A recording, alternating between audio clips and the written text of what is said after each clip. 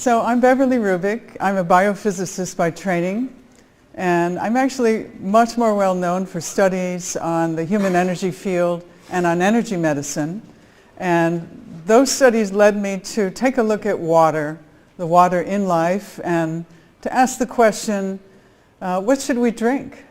What really is the optimum water? Is there a fountain of youth that we can rejuvenate, become more resilient, etc.?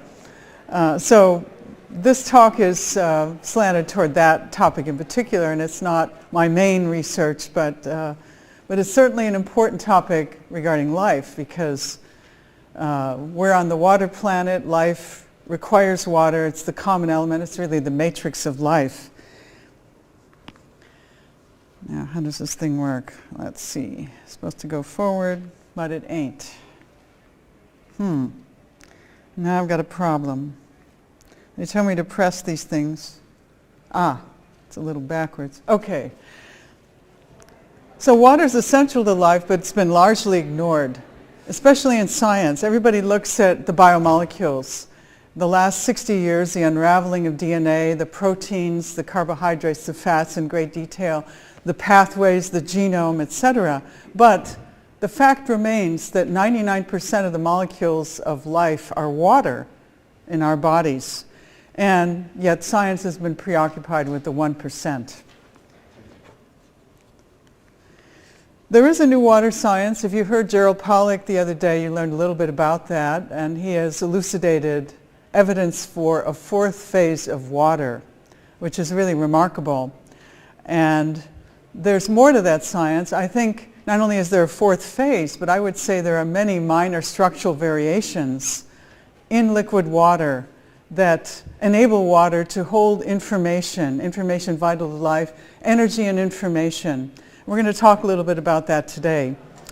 I see water as a complex dynamical substance, forever sensing its environment and responding accordingly, just like a living system. So many of the properties that Gerald Pollack talked about in his talk, explaining some properties of life in terms of water, I would extend to even more subtle realms.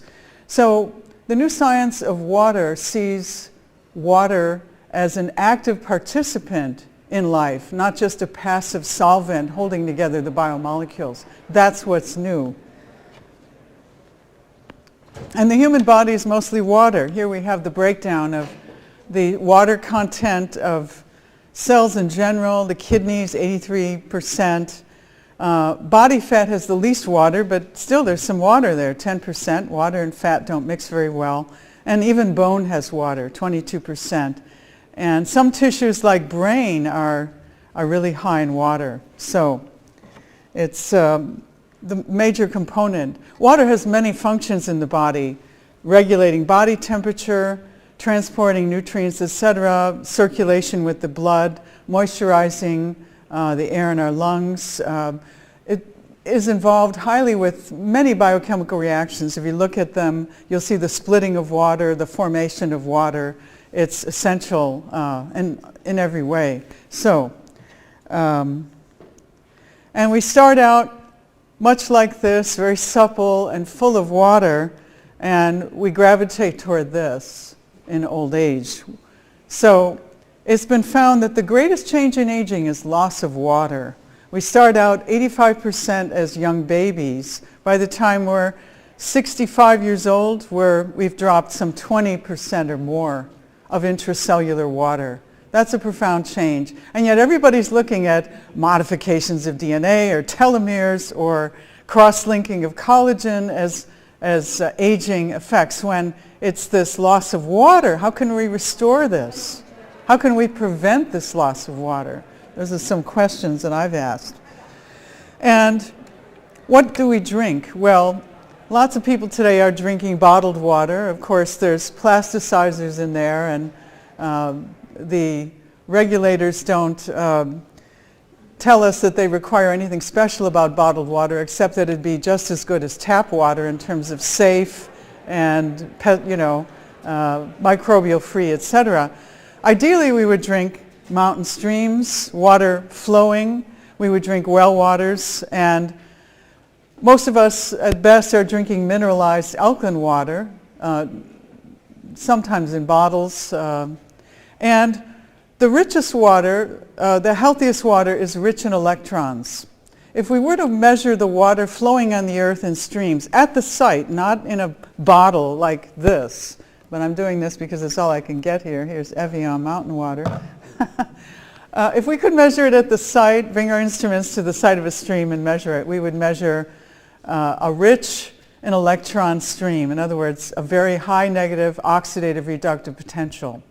So that it could be an electron donor. In other words, a very profound antioxidant. But we're drinking water from the tap, we're drinking beverages, water, etc. from bottles. And what do they have? They have a high positive oxidative reductive potential, just the opposite. So that's problematic because we've been doing it for life. Here's a physician that I met years ago. He's no longer on this plane, Dr. Batmanjali, lived in New York, and he treated chronic disease with water. And he said that much of chronic disease could be assisted by drinking more water. People are not drinking enough water. As we age too, we lose our sense for thirst. So in other words, we may really need water, but we're not thirsty enough to take enough water in, and that's problematic. That book is still being sold. And hydration is especially important for energy medicine. If any of you are acupuncturists or energy healers or using energetic therapies of any type, they're not working as well unless someone is well hydrated. So it's very important to drink water along with those practices. It's essential for the energy flow in the body. I have measured the electricity at the acupuncture points and meridians. And I can tell you this, when someone is not well hydrated, the electricity in the body is low. That's clear. And give them a glass of water and wait 20 minutes, which is about the absorption time of water in the stomach, and presto, the energy comes way up. So the whole acupuncture system of meridians and points, the conductivity of that depends on your hydration level. So today we have a lot of concerns about drinking water quality. As a child, I grew up in the Chicago area. We had the Great Lakes, which we could, I don't think we're even chlorinated much in my time growing up there. And now all of these waters have become unpalatable. I'm practically gagging on the water at lunchtime. I don't know about you. Yeah. So much great attention paid to organic food and fresh and local, and then the water is pathetic. Pardon me, but that's so. I have to say so. And I did find some filtered water in the exercise facility that at least doesn't have that chlorine edge. So I've been going in there to get a glass of water all day. So water is treated with chlorine, but worse, it's treated with chloramine, and you can't boil that off, and it kills fish. We have a group in the San Francisco Bay Area, People Against Chloramine, people who've got respiratory symptoms from drinking chloramine-treated water, and they can't boil it off. Well, you can filter it off, fortunately, with carbon block or carbon granules. But fluoride is another thing. Sold to us as something to build teeth and retain enamel on your teeth, etc., but it's a metabolic poison. It may have something to do with building enamel in teeth when you're young, and then it's useless for adults. It's a metabolic poison. It also calcifies the pineal gland. And it's rather difficult to filter because it's a very tiny ion. It requires a special filter. It is not removed by carbon granules or carbon block. And most of us are reaching out for bottled water, which have plasticizers. And that's unfortunate because these plasticizers, and if you look at the bottom of a water bottle, most of them are rather transparent like this bottle, and then you see a number 1 on most of them because it is marketable to see clear plastic and it looks like clean water. Actually, it's the worst plastic, number 1. You're better off buying it in polyethylene jugs that are not transparent. That plastic is safer than this kind of plastic, which is leaching plasticizers into your drinking water. And you don't know the history of this. Okay, it came from Evian, the French Alps. And then it traveled in a truck, maybe got heated up on a ship or something. We have no idea of its history and whether it's still pristine and clean and not full of plastic among other things, bottling plant chemicals, etc.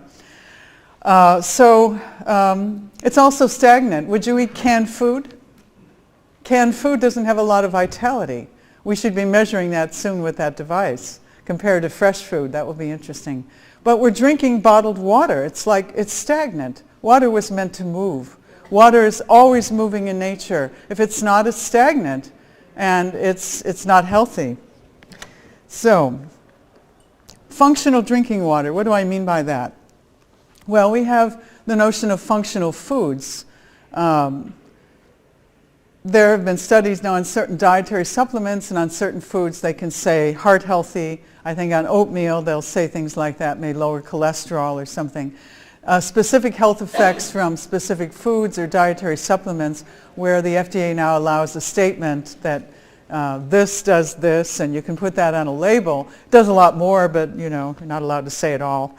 It has to have some studies behind it. So when I talk about functional drinking water, I'm talking about structured water that has some health effects on the body that go beyond just hydration, just drinking water.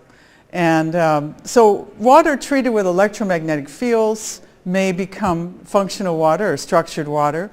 Water treated with magnetic fields or vortexing. People are selling vortexers or putting water through spiral paths.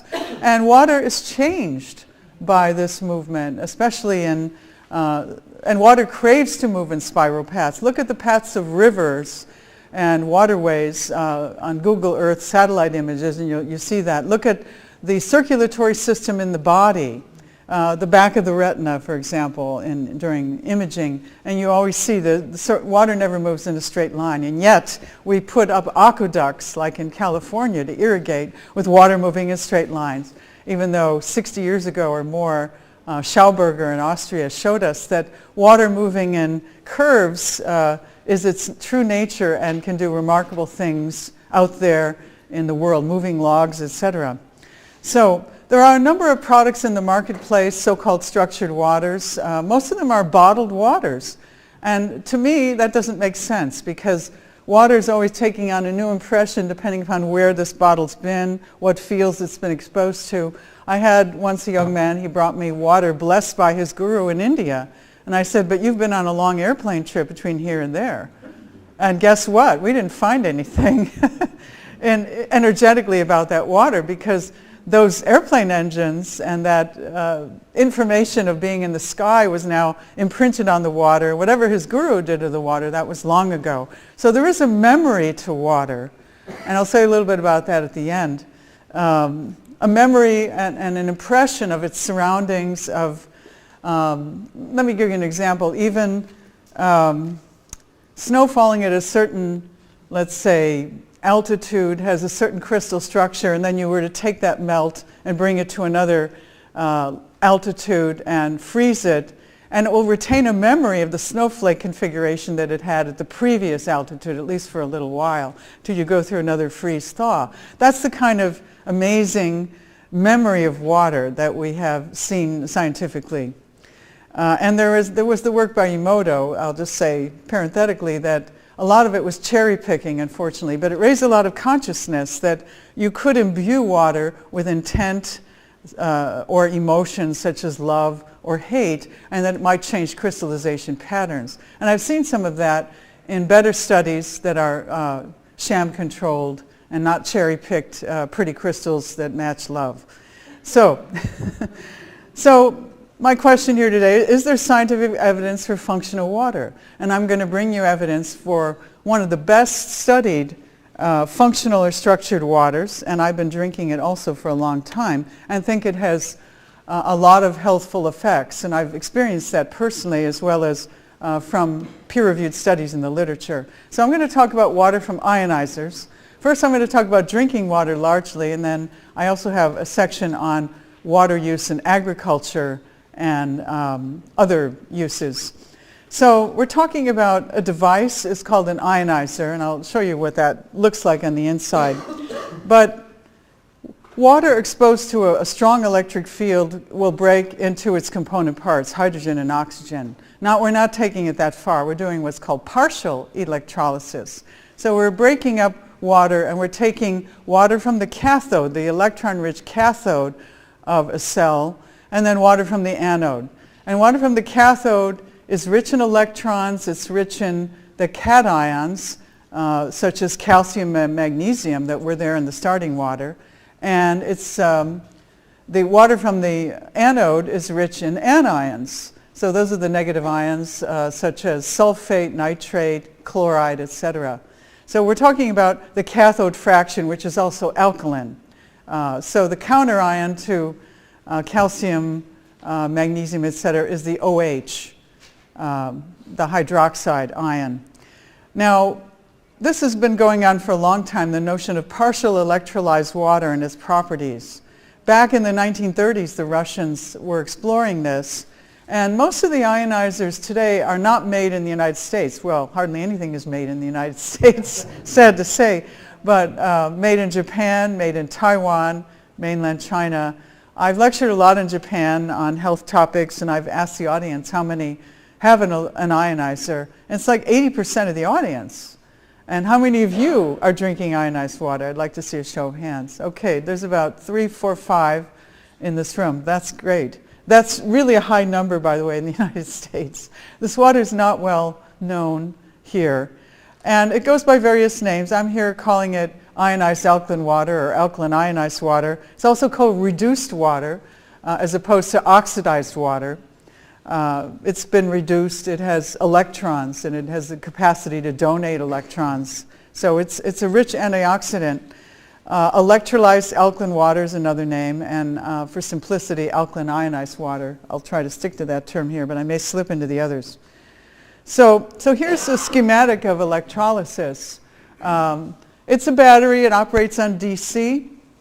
Of course, you're converting AC to DC. This is sort of the internal compartments after pre-filtration of the water, where you would remove chloramine, chlorine, fluoride, even if you had a fluoride filter. And then you've got pretty pure starting water, and then you conduct standard electrolysis. This is textbook stuff.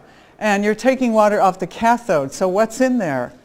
It retains the minerals that were present in the starting water, the calcium, magnesium, if there's sodium, potassium, that too.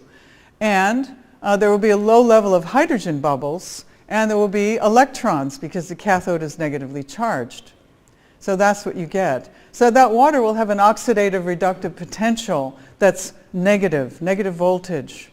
And it's stable for about a day. It doesn't get grounded or loses charge unless you were to put it in metal and then set it somewhere. But if you keep it in glass, that's fine. I'll talk about the water from the anode later on. It actually has other uses, for example, in agriculture and in sanitation. But we would be drinking this alkaline fraction. For one, the blood is an alkaline fluid, and so is the internal compartment of the body. Between 7.2 and 7.4 is mild alkalinity. And you can't live at any pH less than 7.2 in the blood. It's highly buffered. Even though the pH of your saliva or your urine may be quite acidic, if you take it with pH paper, the blood is highly maintained because things don't function in the body. So in other words, the body will excrete acid. You'll urinate it. You'll get rid of it to maintain that physiological pH. But ideally, we would like to have pH 7.4 rather than 7.2. Now, why is that? Because 7.4, the more oxygen can enter the red blood cells and be delivered to the body, and blood just works better at pH 7.4. So ideally, we would like to move the biological terrain to more alkaline pH. No, I'm talking about the blood right now. I haven't talked about pH of water yet. I'm talking about why do we want to drink alkaline water? We want it because we want to move the blood up in pH, and we want to neutralize acid wastes. When we metabolize sugars or fats or just burning, we're making CO2, right? We breathe it out. CO2 plus water, which is our, becomes bicarbonate, and there's an acidity to that. So we want to get rid of the carbon dioxide in our bodies. We want to eliminate the acid, and there are other acid wastes from burning fats, etc. So there are the two fractions of electrolyzed water. The alkaline water, it depends on the strength of your ionizer, but generally you get a pH of the water between 8.5 and 10. And it contains the alkaline minerals, as I said before, and that's the fraction you drink. The acid water you could use for watering certain plants, especially acid-loving plants, and actually is very good for sprouting seeds, or the initial soak. It's been shown to stimulate germination, but there are other things too that it does. And that will contain the anions like carbonate and sulfate, chloride, etc. And in Japan, the women have little spray containers of this acidic water. They're constantly spraying their face. It plumps out the minor wrinkles in the skin. Not a bad thing, because the skin loves pH 4.5. The skin is an acid mantle. And the flora of the skin also thrive in that. And here we are washing ourselves with soaps, with alkaline things all the time, and bathing. It's all wrong, really. I mean, soap is quite alkaline. It's the sodium salt of a fatty acid. It is very alkaline. So we're actually destroying the acid mantle of skin when something like this would be ideal wash water. And really great to spray on skin, rashes, etc. And for cleaning vegetables and fruits. So there are applications of the electrolyzed water in general, and we're talking about largely the domestic use, the drinking water here, but more in this region, in the slightly alkaline water that we would like, because water on Earth, too, flowing in streams is slightly alkaline. Well water and most water flowing on Earth is a pH 8, 8.5. But very acidic water from strong ionization has its industrial uses of cleaning, etc. It's cosmetic uses would like this pH, because skin is about pH 5, 4.5. And then extreme alkaline water at that end is also used for cleaning. The interesting thing about these waters is that they don't leave any residue. You know, when you spray your face with pH 4 water, you're not leaving any kind of residue. If you're spraying crops, as we'll talk about later, you're not leaving any residue. And you're diminishing the use of a lot of agricultural pesticides and herbicides to use some of these waters at the extreme ends. So let's talk now about the drinking water fraction. As I said, it has a negative oxidative reductive potential. What does that mean? Well, we can measure it with a device that looks very much like a pH meter, but it's an ORP meter in the laboratory. I have one. It's different electrodes than the pH electrode. It measures the potential, and the units are millivolts. So we're talking about drinking water that's minus 150 to minus 300 millivolts. And that means it's a strong antioxidant. An antioxidant that can travel quickly through the body and combat free radical chemistry, which is the chemistry of aging, the chemistry of peroxides, of superoxide ions. Oxygen is a double-edged sword. On the one hand, we need it, we breathe it, and then we create free radicals that are attacking our biomolecules from DNA to proteins and playing havoc with our life force. So we need to nip that in the bud. And a strong antioxidant like this water that can travel freely through the body and deliver electrons is a good thing to drink. And by the way, if we were to drink water flowing on the Earth, we would be drinking water about the same oxidative reductive potential at the source, that is, not in a bottle.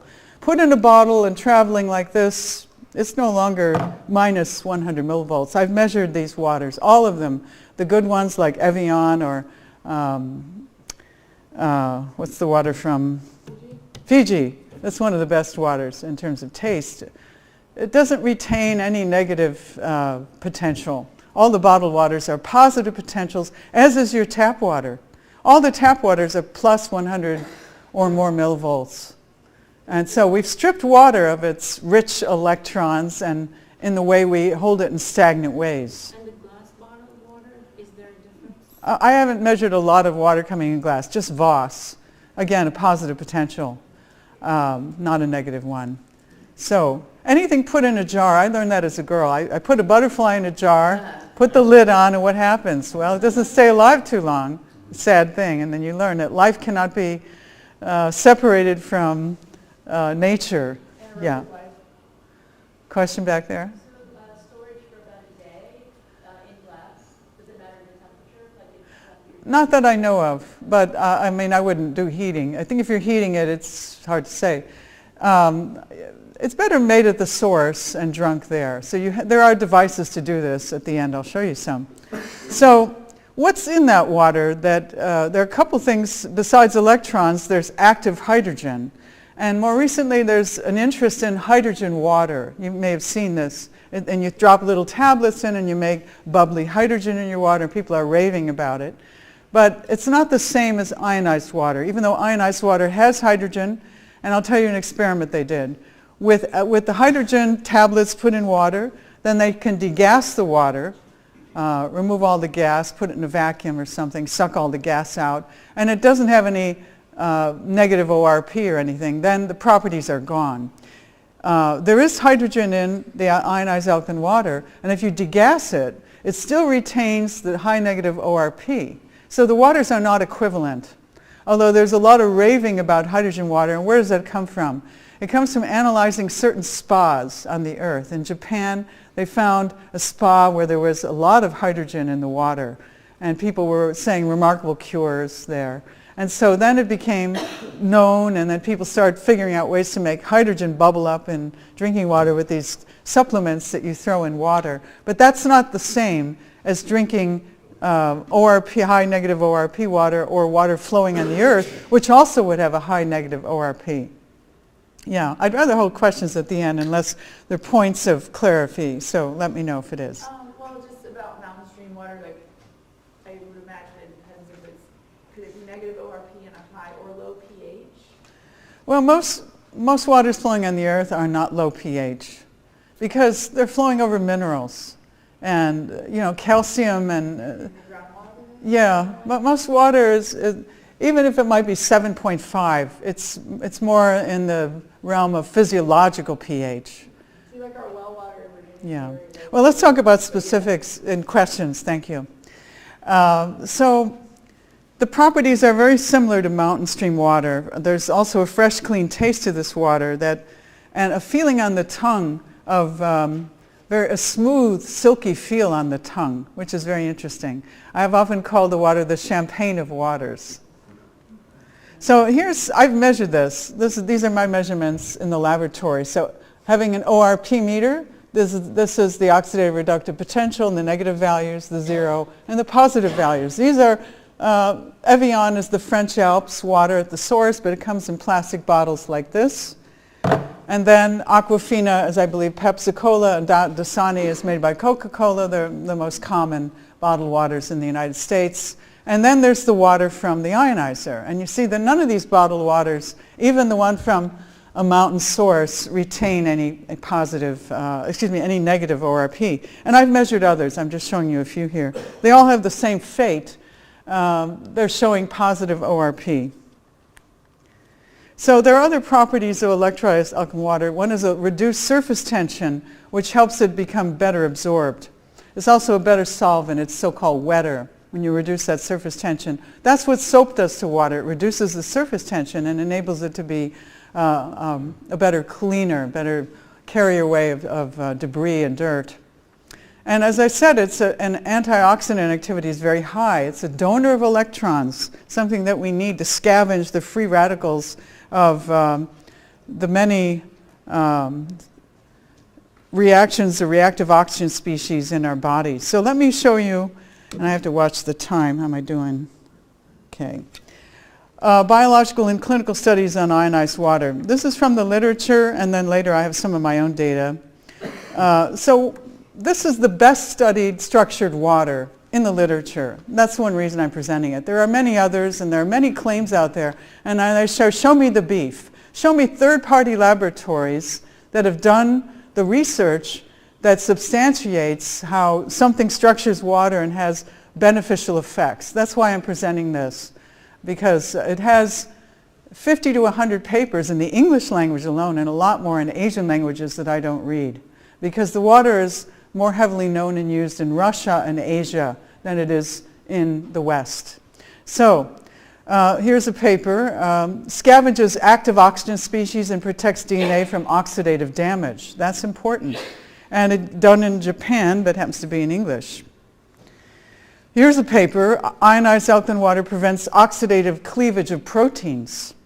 Another one. And these are all peer-reviewed papers from the medical and scientific literature. Animal studies show prolonged lifespan. Let me show you this. This was done in Texas by Dr. Fernandez. He looked at different strains of mice, and he fed the mice the ionized alkaline water from birth, and he tried it at two different pHs, pH 9.5 and pH 10.0. How do you do that? Well, you have a stronger electrolysis, more electrode plates to get the stronger water, which is more alkaline and has a higher ORP. And then he found, compared, these are different mouse strains. So he's comparing the lifetime of a mouse, which is about 225 days in this strain, fed just tap water, and what happens when the mice are fed water at pH 9.5? Well, they live more days, and it becomes significant, especially at pH 10 in this strain. It was a little less significant in this strain. But there you see, in mammals, it's enhancing length of life. That's important. What else do we know about lifespan? Here's something on I do have another paper on it. Let's see. This is by Fernandez. He looked to see what's going on that lifespan may be increased. And he found reduced peroxide levels in the blood serum, increased enzyme that's a key detoxifying enzyme, superoxide dismutase. Superoxide is the ion O2 with a minus charge. Okay, so that's a big free radical that wants to do damage in your body. And the enzyme superoxide dismutase breaks it down and neutralizes it. And that enzyme then is increased in activity in mice drinking the ionized alkaline water compared to tap water. So it's breaking down these free radicals in living bodies, which are the result of ordinary metabolism. So superoxide dismutase is known to be key to lifespan regulation. And here's a paper on this. Superoxide, first of all, is the most abundant reactive oxygen species, ROS. I'm going to use that word throughout this lecture. So when we have reactive oxygen species, these things can damage us, and they have to be contained. They go on in the mitochondria. The one reason that the mitochondria have a convoluted system of membranes to try to contain it. But then we learn things like glyphosate is disturbing those membranes, disturbing the tight gap junctions, etc. So these free radicals then get out, and they're also in the bloodstream to some extent. But we want to nip them in the bud because they damage biomolecules, they do oxidative damage that are correlated with aging, and the SOD is one of the key enzymes that neutralizes them, catalyzes the breakdown of superoxide into hydrogen peroxide in water, and then there are peroxidases, enzymes that break down that peroxide and further neutralize this whole waste problem of oxygen metabolism. So when we see enhanced activity of SOD, we know that oxidative damage can be reduced, and this could be a possible modus operandi for why those mice live longer. So now here's another study on longevity. This is on C. elegans. It's a worm that's well studied in biology, not a common worm in the soil or anything. It's a very tiny thing. And they found that it extends the lifespan also of that worm, again considered to be due to its scavenging action of free radicals. And most of these studies were not done in the United States, they're done abroad. Now what about clinical studies? Here's some literature on patients with kidney disease.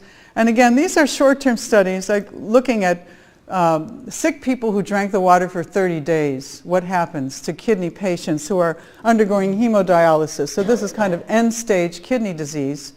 And it's well known that hemodialysis, just the process of getting it, increases reactive oxygen species. And that's one of the causes of death in these patients. But drinking the ionized alkaline water fraction reduces the reactive oxygen species.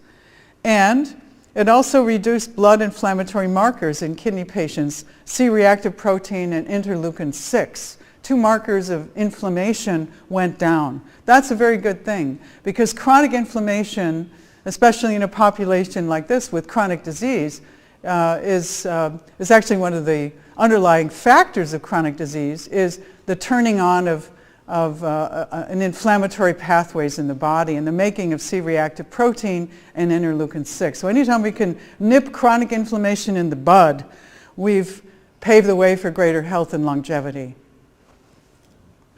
So that's 30 days of just drinking water. I mean, there haven't really been long-term studies on humans. I've been drinking the water for 20 years, and I have to say my blood parameters are perfect, and I'll show you some pictures of blood. Also, how my blood looks compared to my age group is another thing. Here's studies on diabetes. Reactive oxygen species is very high in diabetes. Diabetes is almost like a disease of faster aging than the normal population, than the healthy population. So besides the blood sugar effects and circulatory issues, etc., that is a fact that ROS is a big problem in diabetics, and it's also involved in progressive pancreatic dysfunction. So scavenging of reactive oxygen species in diabetics would be very important to help control diabetes.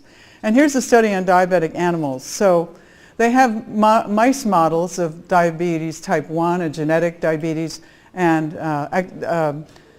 metabolic syndrome and diabetes type 2 mice.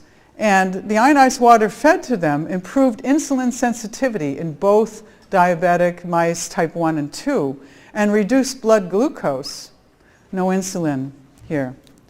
So, studies on diabetic patients. This was an uncontrolled study. It was a rather large study though. 411 type 2 diabetics, mean age 71.5, drank ionized alkaline water for up to 2 liters a day for over 6 days.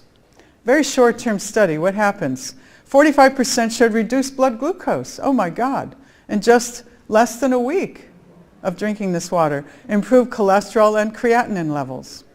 And 70% showed decreased reactive oxygen species in the blood. This is big. Everybody should be drinking this water. Diabetes is epidemic in what we know, and it's only getting worse, especially type 2. So what about cancer? We don't have clinical data on people with cancer, but we do have it on cancer cells in the laboratory, as far as I know. And cancer produces more reactive oxygen species than normal tissue, and antioxidants can inhibit cancer growth. So that's known. So tumor cells in vitro, which means in the laboratory in culture, it inhibited human tongue cancer cell colony formation and inhibited growth of human fibrosarcoma cells. So those are 2 types of cancer. And leukemia cells, ionized alkaline water, produce enhanced mitochondrial damage and apoptosis of the leukemic cells, but not of the normal cells. So actually enhanced cell death. Apoptosis is natural cell death. So sped up apoptosis in cancer cells.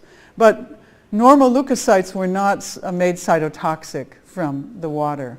So it indicates it's selective in nailing cancer. Again, these are short-term studies. They're all in vitro, but it looks promising. And I haven't seen the money, the funding to bring it to clinical trials in humans because, like many natural things, you can't patent it. You can't get the big dollars, and therefore the big research money is just not out there. And I've been unable to get it myself from the NIH, National Institutes of Health. So here's another topic, toxicology. You may wonder, well, is this water toxic? And what happens when we feed it to developing or pregnant animals? A good question.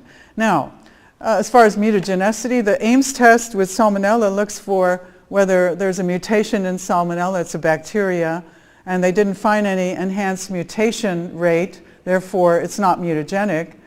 And then they looked at Chinese hamster lung fibroblasts. That's also a model system for looking at chromosome aberrations. They didn't find any chromosome aberrations. And the rats given the water, only the water, for 28 days had no symptoms or abnormalities either. In other animal studies, and this is more important because pregnant and developing rats are more sensitive generally to chemicals. And so ionized alkaline water given to pregnant rats, to lactating rats, normal milk production, normal offspring, and faster postnatal growth of those young rats just born with mothers fed this water. So that's a good indicator that there's not really a toxic effect, as well as the longevity study on mice that I showed you earlier. Protective effect on the liver. Mice with chemically induced liver damage given the ionized alkaline water showed lower liver enzyme levels and increased superoxide dismutase. If you go in for a blood test and your liver enzymes are elevated, it's a sign of liver damage or fatty liver or some liver pathology, maybe even hepatitis. So reducing those liver enzyme levels in the blood is a good thing. Changes seen in the terrain. Now this is where I've done work. And what is the terrain? What am I talking about? This is the soil of the body. Here we're learning a lot about soil, but there's an inner soil as well. And that's the fluid in which all of your cells live, in which they're bathed. So you might say it's the plasma fraction of blood, but we also look at the blood cells too, because I'm looking at whole blood under the microscope. And with it, what about the microbial load of the body? What do we see in blood? Conventional science and medicine said blood is sterile if you're healthy. I haven't seen that under the microscope. I see microbes. And microbial load is quite variable depending upon what you eat and drink.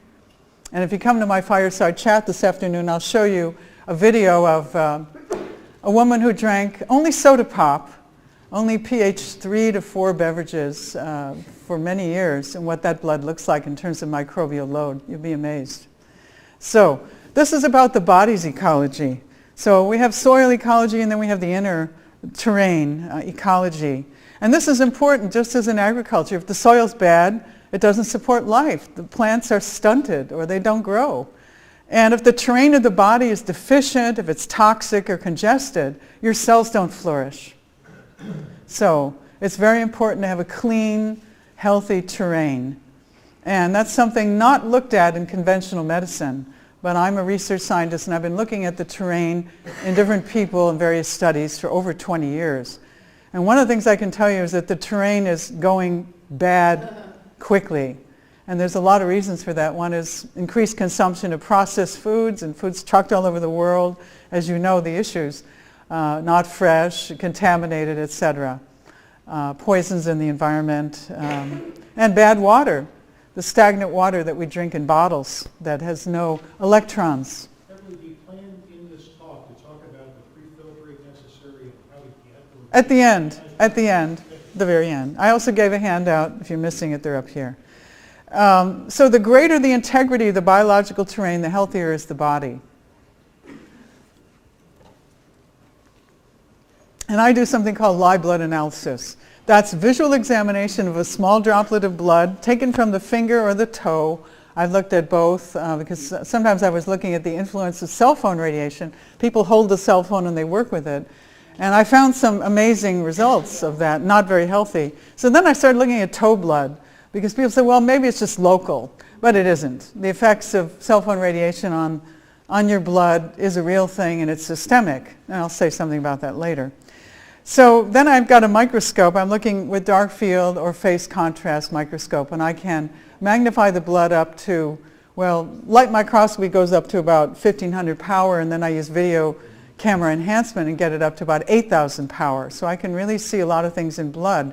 And keep in mind that normal medical exams of your blood, you give blood, they test it, they give you a complete blood count, a CBC, and they may give you an analysis of major nutrients and enzymes and things in the blood. No human eyes ever look at your blood. It's all robotics. The technician then may put an aliquot of your blood in a tube, it goes in the machine, and all the analysis is done. Nobody ever looks at your blood. That's, in my opinion, only half of the exam. I want to look at the quality of your blood. I want to look at how those cells look. Are they uniform in size or are they different? It tells me something about the level of nutrition. So live blood analysis shows a lot of interesting things that conventional testing doesn't show. It shows shape changes in red blood cells, the variability in size. It shows whether cells are clumped or whether they're integral wholes and separated from one another as they should be. It shows the white blood cells, a relative number. You can see leukemia, lymphoma for sure, and not other types of cancer. And we can distinguish the various types of white blood cells under the microscope and look at whether they're swimming. They should be motile, like amoebas moving around the slide. And then we look at the plasma. The space between the cells carries fat. And in a fasted person, we see tiny particles where the fat doesn't mix with water, of course. The body packages fat and something called chylomicrons that they're tiny particles. You can see them bouncing around under the microscope. It's Brownian motion.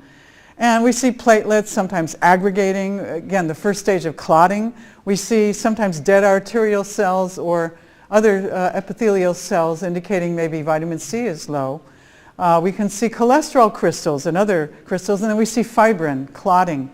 And I see sometimes parasites in people, especially people consuming raw meat or raw fish, like sushi that was inappropriately not frozen and thawed fully. I can see hair coloring particles after somebody just dyes their hair. I can see tobacco smoke. I can see the effects of tobacco smoke and other smoke on your blood. So one of the questions when I look at the blood is, how fast does your blood rust or rot? I'm looking at the blood and I'm watching it for an hour. Sometimes I watch it for 24 hours. People who are smokers, the blood bursts like balloons, like the cells literally burst within an hour. And after an hour, there's no more blood there. Just burst blood cells. Why? Because there's so many free radicals from smoking tobacco that then have attacked the cell membrane to burst all those cells in just a matter of an hour. So that's the rusting of blood, so to speak, the oxidation of it. The rotting of blood is, do I see a microbial load increasing as the blood sits on the slide? In an hour, do I see a bunch of microbes coming out from those cells? Yes, sometimes, especially people consuming the wrong types of food. And of course, it's all about biological integrity and resistance to stress and disease. So we take a finger prick through a sterile lancet. The droplet of blood is put on a slide in my microscope here. And then I have various lenses. I'm using dark field condenser. This is dark field microscopy, video cameras, etc., hooked to the computer. And everybody watches their blood. I do this as an educational experience and research. It's outside the context of medicine because it's not legal as medicine in the United States.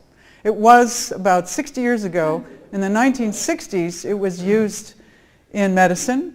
But it's been removed due to various laws over the years. Doctors can't look at blood. Laboratories, unless you have a clinical laboratory license, which costs maybe $150,000 a year, you can't do this medically.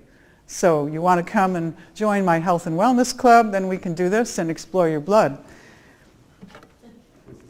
So here's perfectly clean, wonderful blood. It is so rare nowadays, I'm sorry to say. What's good about this blood? All the red blood cells, here shown just on the edges in dark field, are about the same size. They're separate, they're not stuck together, and the plasma is clean and clear. This is fasted blood. And you have to fast for this test because otherwise we see a blizzard of fat. So people have to come in 5 hours after eating any meal. But this is so rare, I hardly ever see it. And here's also clean blood. This is I'll tell you who it is. It's Sally Fallon, who is president of the Weston A. Price Foundation. She doesn't mind me telling you that. She has one of the best bloods. And she's an elder person. She was in her 60s when I took this sample. And what did I catch here? I caught whoops, sorry, I hit the wrong key. I caught a white blood cell, polymorphonucleotide, in the act of moving toward 2 o'clock. So you see she had active motility of the white blood cells. She has pretty clean plasma, a couple of little platelet aggregates, but other than that, this is superb blood for a person in her age group.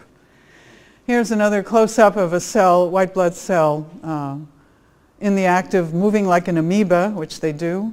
You can watch them swim around and kind of engulf a particle, check it out, take it in, maybe digest it. These vesicles inside white blood cells are these white vesicles contain enzymes that digest all kinds of things. They break down proteins, lipids, etc. So they're the policemen that go all over the body and scavenge for you. They take in cancer cells, viruses, microbes that don't belong, and they consume them. And then they get so big and bloated that you need to get rid of them, so you sneeze them out of your nose or excrete them through the stool. Here's deficient blood. I'll just show you a few blood pictures before I move on to water. So why is this deficient? You see these hollowed out, what we call target cells. You see how small that cell is relative to this one? This one was made on a day when that person lacked iron and protein, and this is a normal, healthy red blood cell. So the variability of nutrition obvious in this sample is a sign of irregular nutrition, because you make 3 million or so blood cells every day, and you can see some of them made are tiny and deficient in iron and protein, and other days it looks good. So there's a lot to be seen here that can't be seen in conventional blood tests. I can see many deficiencies. So typical blood in recent years doesn't look good like that. It looks more like this. This is the first stage of what cell phone radiation does to your blood. I studied people, I think it was 12 people with cell phone turned on in a backpack, wearing it for 45 minutes. They weren't even touching the phone. The phone was on. They were just wearing it. And several of them, about 70%, showed some level of aggregation of the cells. Now what's going on here? This is like a roll of coins, looking at it on end. If you had a roll of coins and you could see through the wrapper, you'd see the edges of the nickels. So now we're seeing red blood cells stacked, and this phenomenon is called rouleau. Rouleau is the French word for coins, or stacks, rolls. So then we're looking at all the red blood cells tied up in rouleau, and peripheral circulation is tremendously compromised when you have blood like this. People will feel tired, sluggish, and that's one reaction from wireless communication radiation, is some people feel tired. They wonder what's going on. Well, if circulation is now dependent on blood like this, it does not get through the tiniest capillaries in all your organs and tissues. So that's problematic. We see this, hypercoagulation. Early coagulation of the blood is a sign that the inflammatory cascade has been turned on, which means chronic inflammation is at work. And part of the reason we have this is due to the high omega-6 in the American diet, among fats. In other words, we're not getting the proper balance of omega-3, 6, 9 in our diets. So it's pushing us into a pro-inflammatory chemistry. And then when you have that, early clotting ensues, hypercoagulation, a sign of underlying inflammatory response turned on chronically. And that's at the root of chronic disease, all of them. Autoimmunity, cancer, heart disease. So we want to nip that in the bud. We don't want chronic inflammation. And so people take things like fish oil, they eat pastured meats that have a better ratio of omega-3, 6, 9 than the commercial meats fed corn and soy.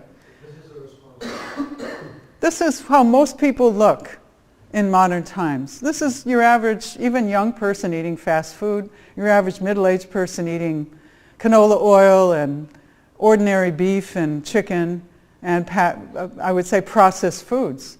This is hypercoagulation. This white threads are fibrin, and the red blood cells are all aggregated. This blood clotted in just a minute as I laid it down in the slide.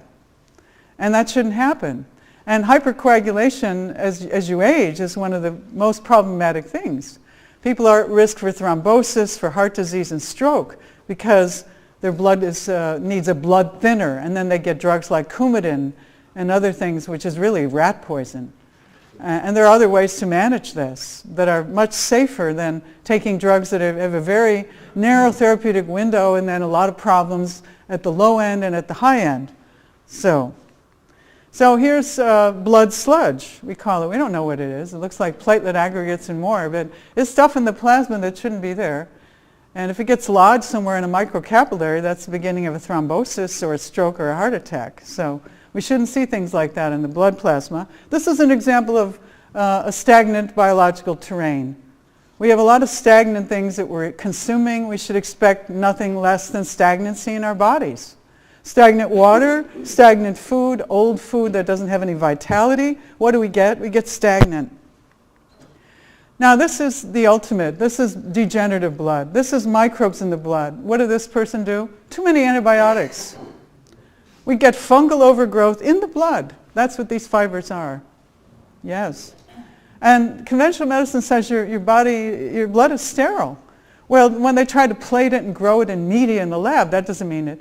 They can't isolate it, but that doesn't mean it's sterile. If you look at the blood, native blood, you see stuff like this. It's got fungal forms. And of course, if you get rid of the bacteria in the body, then what moves in? Opportunistic fungus. That's what you get. It's a no-brainer. And lots of people have, women who take penicillin or something end up with vaginal yeast infections. It's a common overgrowth of candida in the gut and vaginal flora after antibiotic therapy. So there it is. Whoops. So let me show you a case study. So here's a man, 65 years old. This is pretty typical blood for an elderly person. Again, it's hypercoagulation. It's too much fibrin and sticky cells that are not single. So the cells have lost their net negative charge. They can't, they're touching one another. They're not independent, and the fibrin is enormous. And there's another picture of it, pockets of fibrin and aggregates of red blood cells, hardly any single ones at all. And again, at a higher magnification, you see that those fibers like spider webs. And now he drank 1 to 1.5 liters a day of the ionized alkaline water for 6 months. This is a client of mine. pH 9.5, ORP minus 250 millivolts. Now let's see what his blood looks like. There we go. Much improved. What happened? I don't see early fibrin. The cells are pretty well formed. There's a little stickiness, but it isn't that bad. It's certainly much improved. Here's another picture. Now these kinds of things here are the little bit of fibrin here. This is what happens when blood clots. The cells lose their shape and they form walls. Like a brick, they fill in space. So this shape change is due to a tiny clot here. But other than that, this blood looks much improved. And it's just 6 months of drinking the water. So I've seen about 10 cases like this where we see reduced red blood cell stickiness, reduced aggregation of the cells, reduced platelet aggregation, reduced fibrin formation. Those are healthy changes. Blood should not, within the first 10 minutes, show hypercoagulation, or you're on the road to cardiovascular disease. What are the implications of this? Improved peripheral circulation. Longer blood coagulation time is associated with decreased inflammatory processes. So it shows that inflammation, that chronic type of inflammation, which is at the root of chronic disease, has apparently been reduced.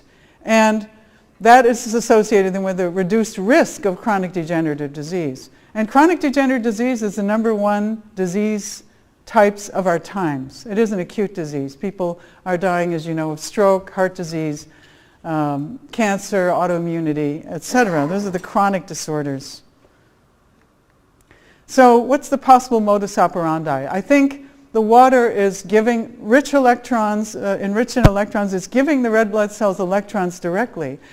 Those red blood cells should have a net negative charge. That's the natural state and the healthy state of red blood cells. If they all had a net negative charge, they would repel one another, because like charges repel. That's basic electrostatics. However, they've lost their charges and they get stuck together. They don't have any charge, but the water replenishes it. It gives them electrons. And also the antioxidant activity of the ionized alkaline water may impact numerous biochemical redox reactions, cleaning up those free radicals, etc., which are also involved in the inflammatory cascades.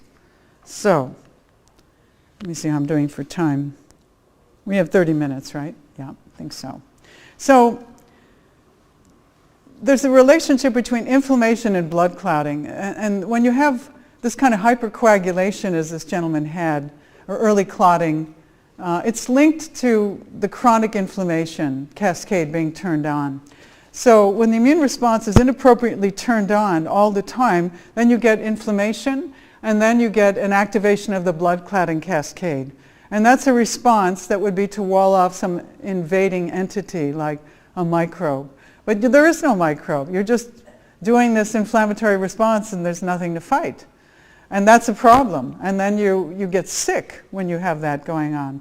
And then you have more coagulation and fibrin, and they further promote inflammatory activities, because every time part of the clotting cascade goes on, inflammatory peptides are released which exacerbate the whole condition. And then you're really on the road to chronic disease. So here's one way that ionized alkaline water is combating aging. So these are some factors about aging. First, as I said, dehydration. It improves hydration. It's absorbed readily. It has a low surface tension. There's been studies to show that I didn't show you, but it does improve hydration. Metabolic acid and other toxic substances build up with just aging, ordinary metabolism. This water penetrates throughout the body, neutralizes acid because it's alkaline, dissolves and removes waste, and quenches the free radicals through elevating superoxide dismutase and peroxidases. Then we see, as part of aging, increasing free radicals and cumulative oxidative damage with increased antioxidant activity and superoxide dismutase activity. We're biting that in the bud.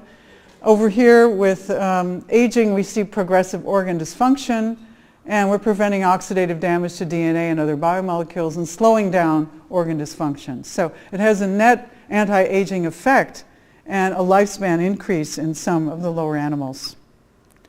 So let me show you now, turning to another slightly different experiment. That's the end of the clinical aspect here.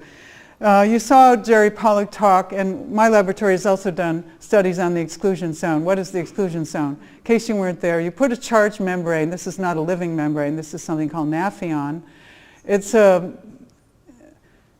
an organic type membrane that has a lot of sulfate groups on here having a net negative charge. And then we put a colloid, in this case some polystyrene microspheres with also charged, and then we let it sit for about 6 minutes and we get a clear zone, and that's the exclusion zone. And Jerry Pollack's work shows that this water in the interface has a different structure than the bulk water out here. Okay, if you didn't hear his talk. He's saying that this interfacial water has a slightly different structure than the water out here. Okay, now based on that, I did some experiments.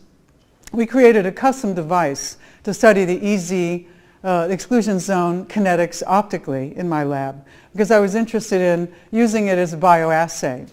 Whether different waters would have different types of exclusion zones was my question. So here's the device, and Harry Jabs built it, my partner, and it's a device, by virtue of flow, we can take the water in on a microscope slide, let it sit there next to the membrane, and then we measure optically the exclusion zone over time, and he has a program to in software to analyze the rate of the formation of the exclusion zone. So here's a schematic of the device. I won't go into much detail, but he had built the hardware and then the hardware software control of it, and also the software to analyze the data. So it was a lot of work. And we were also doing experiments on whether energy healers could influence the rate of formation or the endpoint of the exclusion zone, because we're interested in energy healing in my lab.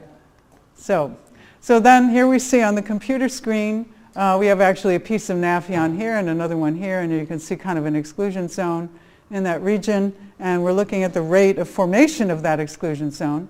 And we're comparing tap water on the left and alkaline ionized water on the right, and you can see something about the exclusion zone is very interesting. It isn't just a clear zone, then it appears to be a band of colloids that forms later on.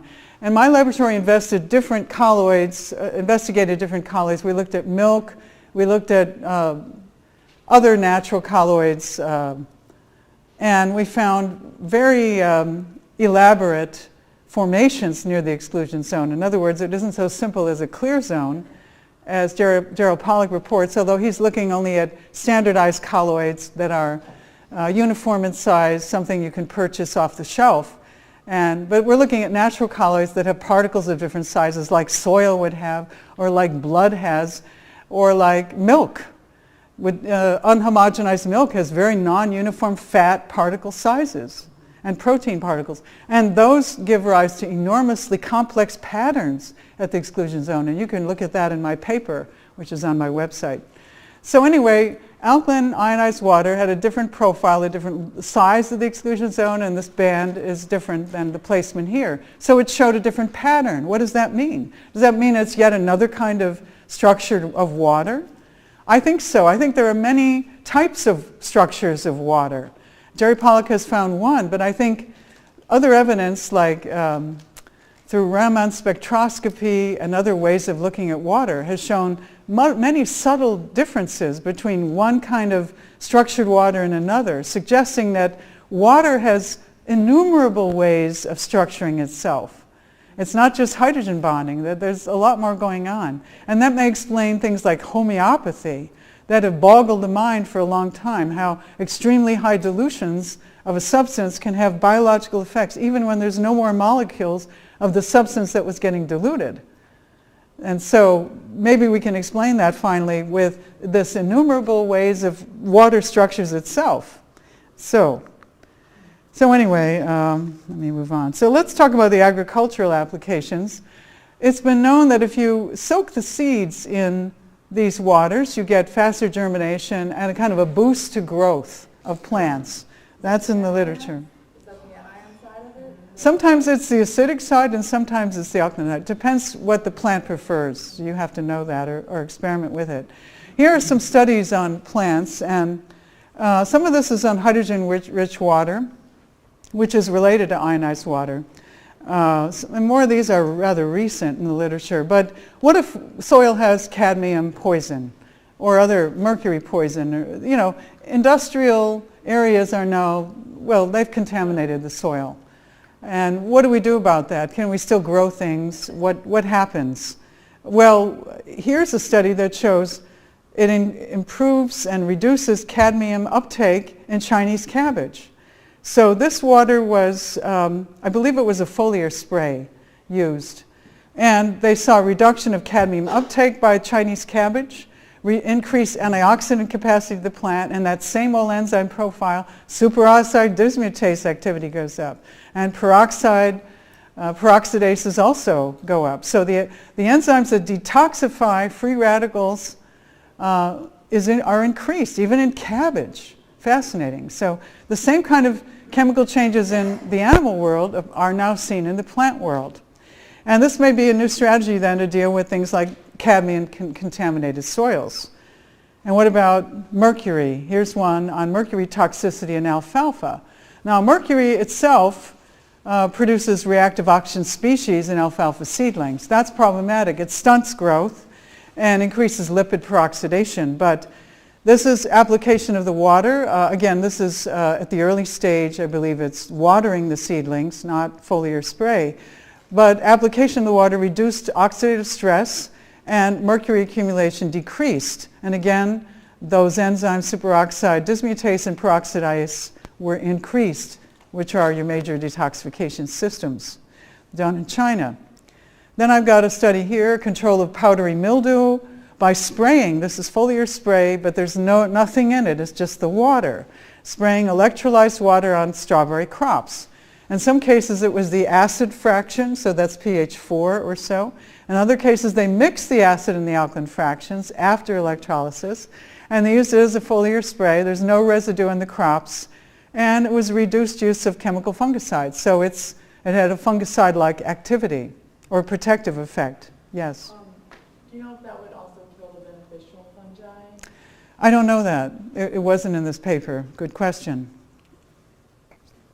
But the electrolyzed water, especially the acid water, is known to kill broad spectrum. So it's possible that it might be removing some of the kill.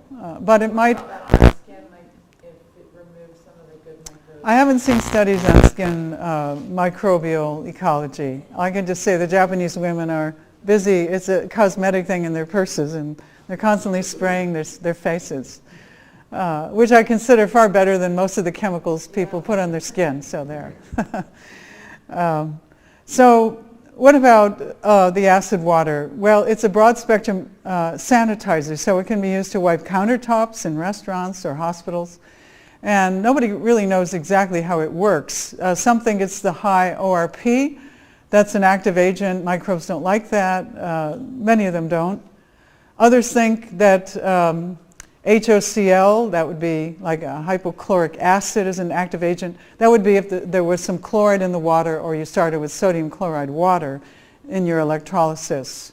So sanitizer effect. But one of the amazing things is this, that 30-second exposure of very strong acid water. The oxidizing fraction kills the MRSA.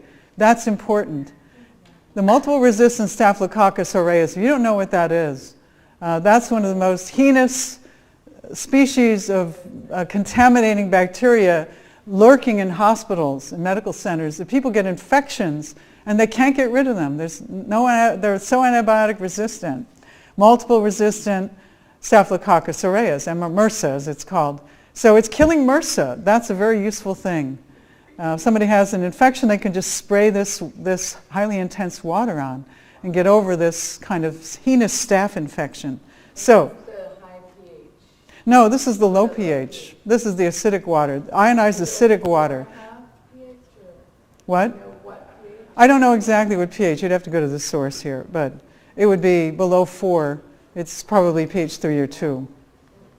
So the acidic water treats eczema. I had a funny rash on my face that later I found was related to a plant growing in my garden, a flower. It was tanacetum.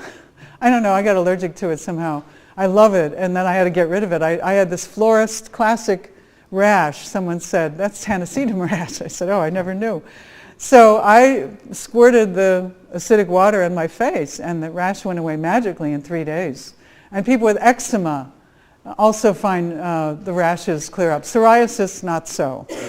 So anyway, that's just from multiple practitioners that I've spoken with. That's not really in the literature that I could find.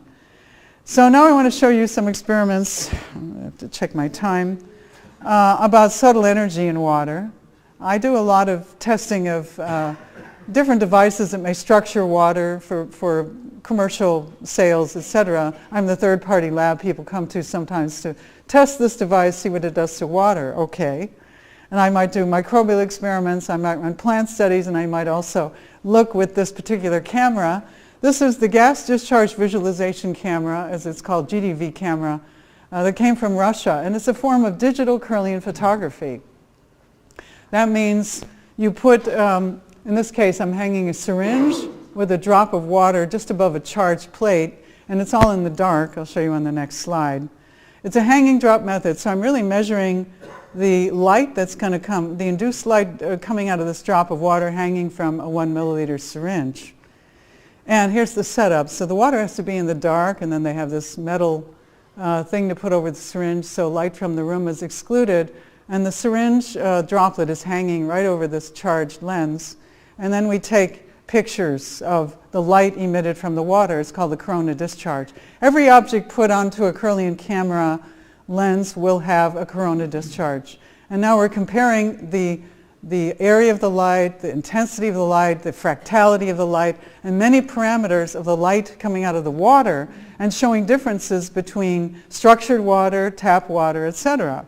So I wanted to see which water carried the most light, the most energy, as measured by the GDV camera. So I asked the question, what about mountain spring water done at the source?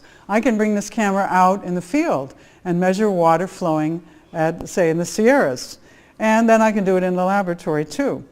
So this is Emeryville, California, municipal water. Now actually this is a negative.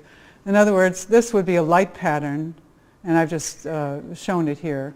So that's not very much energy. That's ordinary tap water.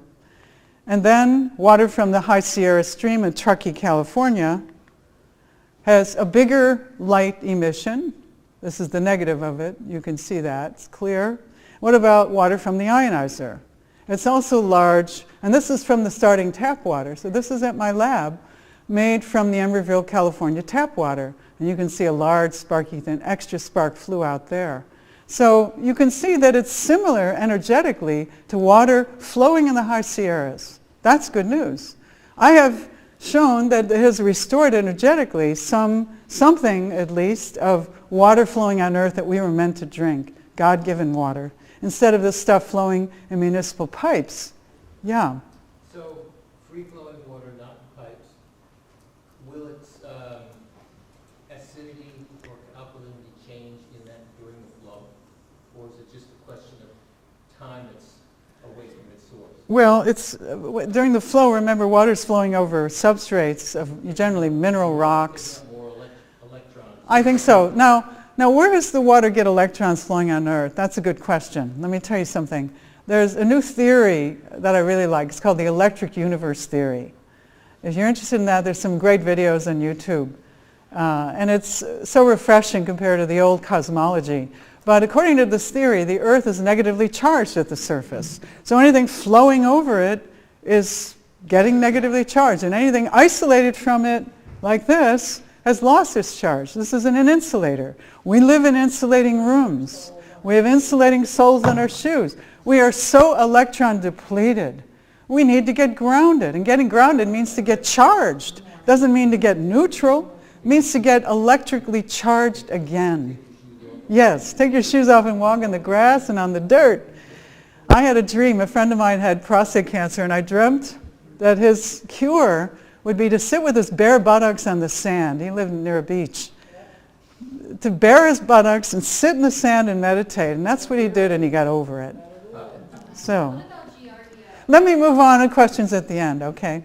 Imprinting water. Okay, I've done a certain amount of this. I do workshops where people come together and we send water love, we send water healing energy, we send water different, and we imbue it with different intentions. We get different patterns in the GDV. We get different patterns of energy when we use intention, especially in groups, which have more power than any single individual. So I've been looking at that, and I do workshops on it. It's a lot of fun. And show that intention, prayer, the blessing of water. What did people do?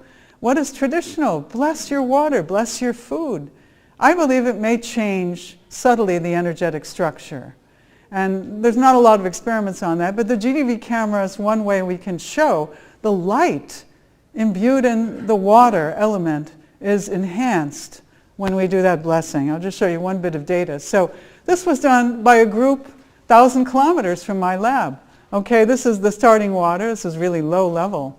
And post-treatment by a group long distance. And we had different stations of water, and I didn't know which one they energized. We used a GPS, and they chose it randomly by a dice, and they affected that water, and we could tell energetically by studying with the GDV which one had been affected. So it was a blinded experiment.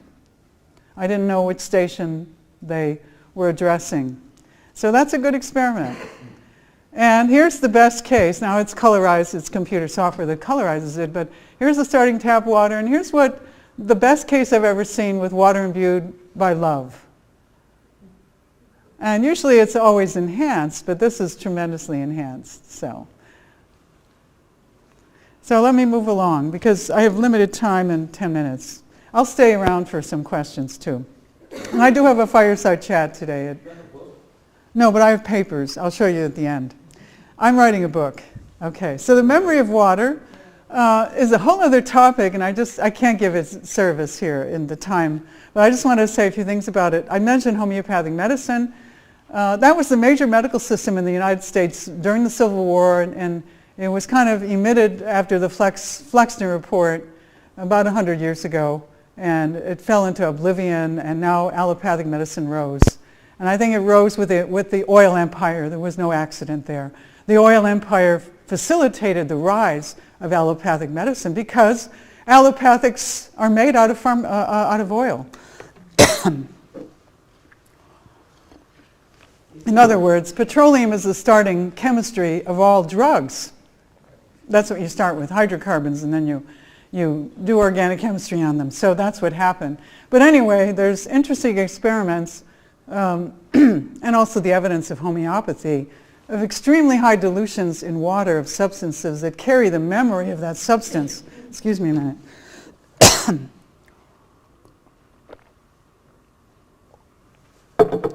And Jacques Benveniste was one researcher, did this in 1988, showed quite a paper that raised a stir.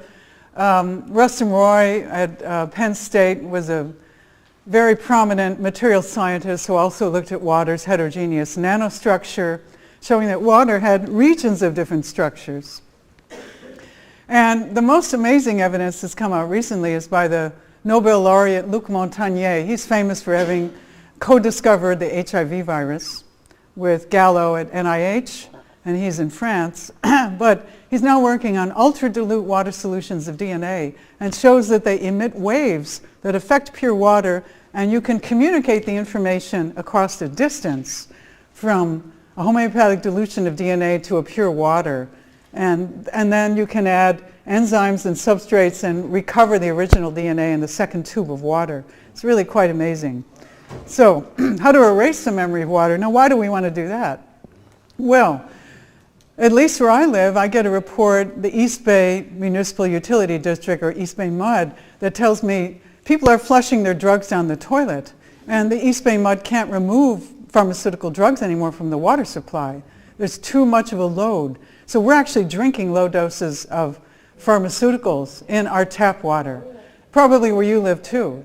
I just happen to be different place, but same problem, because so many pharmaceutical drugs are in use today. So not only do I want to filter out that drug, I want to remove the memory of that drug from my drinking water because of the homeopathy principle, the low dose problem. So I can tell you this, strong electric and magnetic fields remove or erase the memory of water. And that's another reason for drinking ionized water, because it's going through a very strong electric field. A high magnet will do the same job. Now, here's a summary. I'm almost at the end. We've talked about this. The synergistic properties of the electrolyzed water, the alkalinity, the high negative ORP, like fresh vegetable juice but without the calories. The antioxidant effects, the healthful minerals retained in the water, which are essential. Some people say it's microclustered, more bioavailable. It has a high energy signature, I just showed you that. That's comparable to natural streams. And the residual memory of water is erased. There's been plenty of experiments showing strong DC field or magnetic field will erase the memory of water. Jacques Benveniste was one who started doing that back in the 80s. Now a bit about ionizer systems, because you asked about, well, how do you make this water? You can make it at home.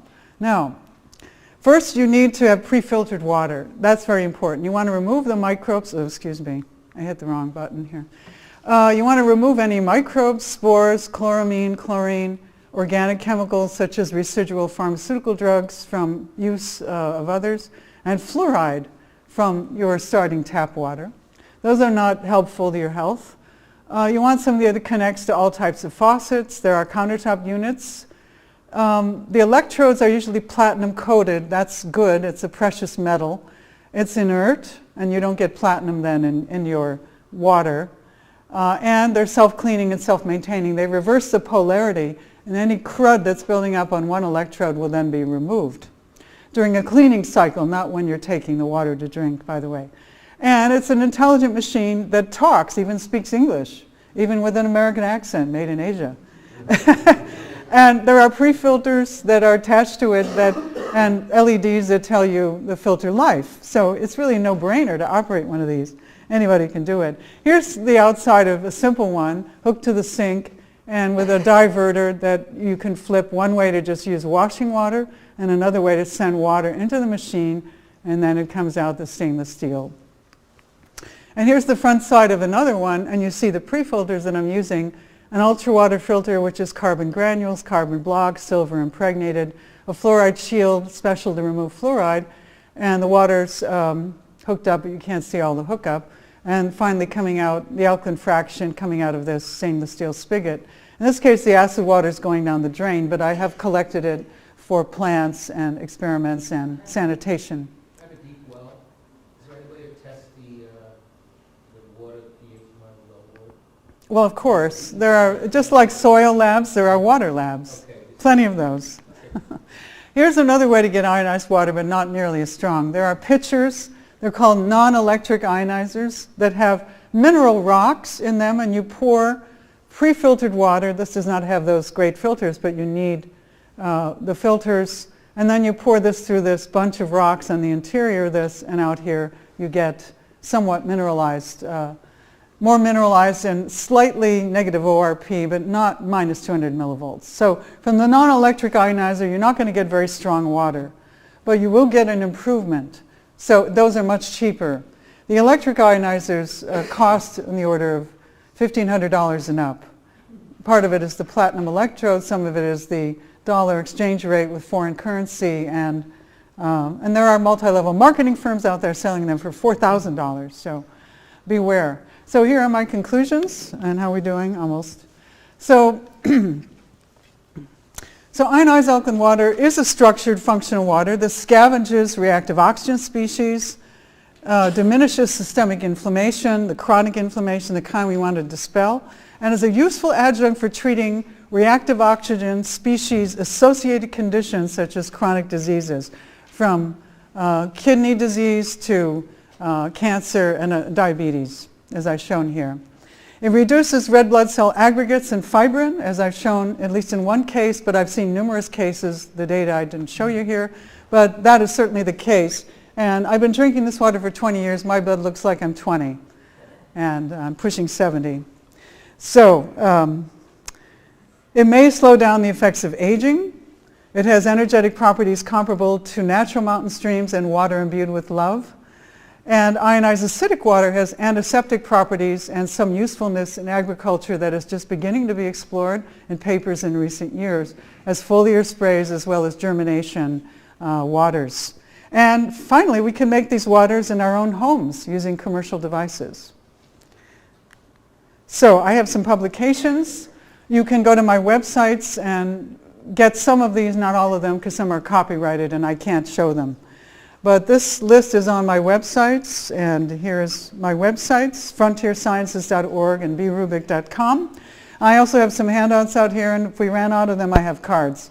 Let me say this, my nonprofit laboratory is a distributor for some of these water systems, so if you're interested, then you can get in touch with me later. Thank you. And I'll be here at 3-something.